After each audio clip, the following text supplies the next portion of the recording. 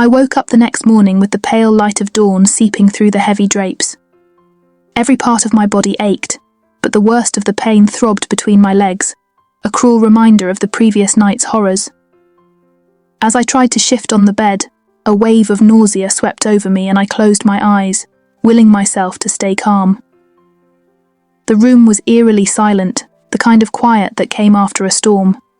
I was alone, but the presence of his cruelty lingered, a suffocating weight that pressed down on me. I forced myself to sit up, biting back a groan as pain shot through my body. Each movement felt like a battle.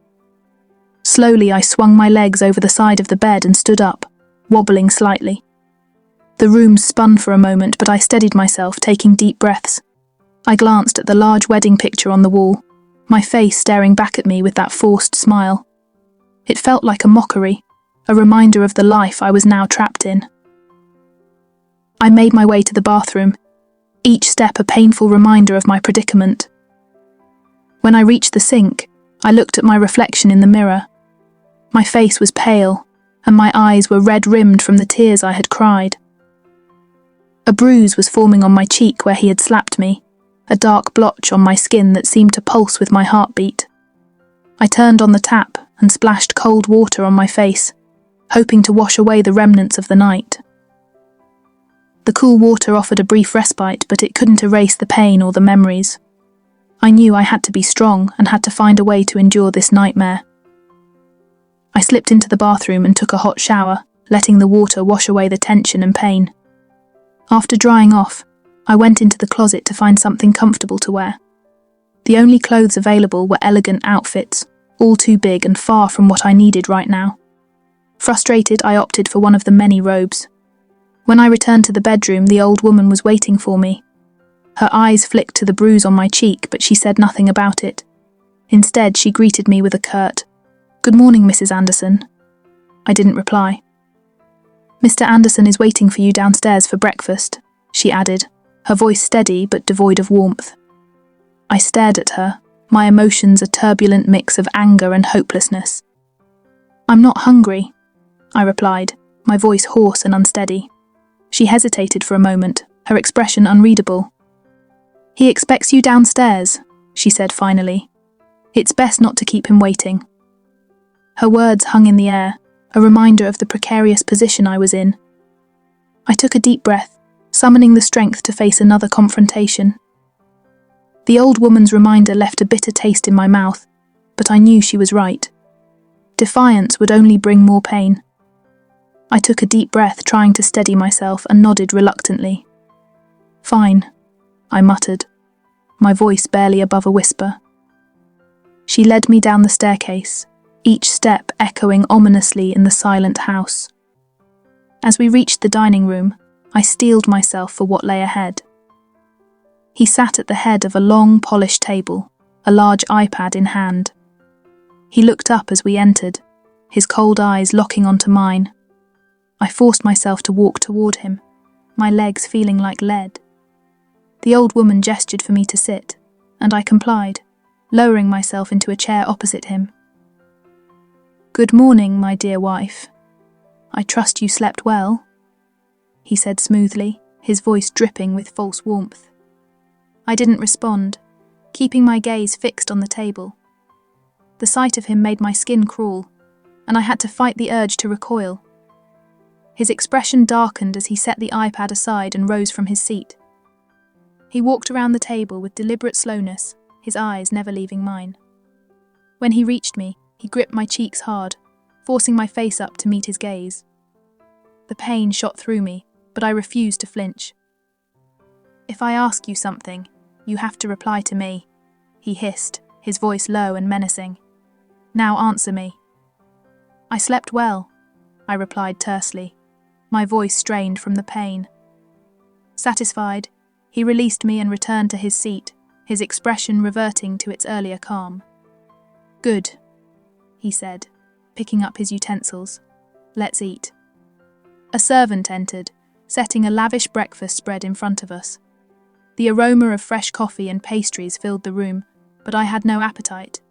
He watched me intently, his gaze resolved. "You need to eat," he said, his tone leaving no room for argument. "You're carrying my child, after all."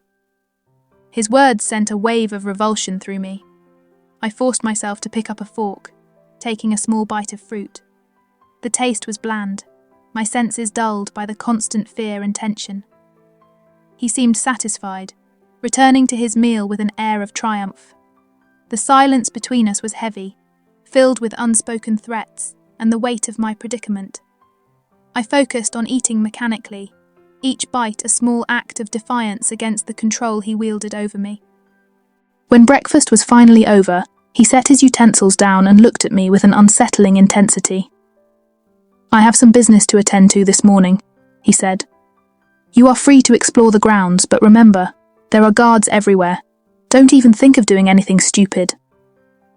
I nodded mutely, my mind racing.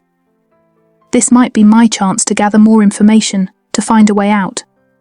I needed to be careful to play the part of the obedient wife while secretly plotting my escape. He stood up, signalling the end of the meal. "And one more thing," he added, his voice lowering. "You will join me for dinner tonight. Make sure you look your best. By that I mean, I want that bruise gone." With that, he turned and left the room, his presence like a dark cloud lifting momentarily. I let out a shaky breath, the tension in my body slowly easing. I stood up from the table, my legs feeling unsteady beneath me. Just as I was about to leave the dining room, the nurse entered carrying a small tray with tiny white bowls and a glass of water. "Just a moment, Mrs. Anderson," she said softly. I watched as she placed the tray on the table and held out a white bowl filled with small pills. My confusion must have been evident because she quickly explained, "These are for the pregnancy."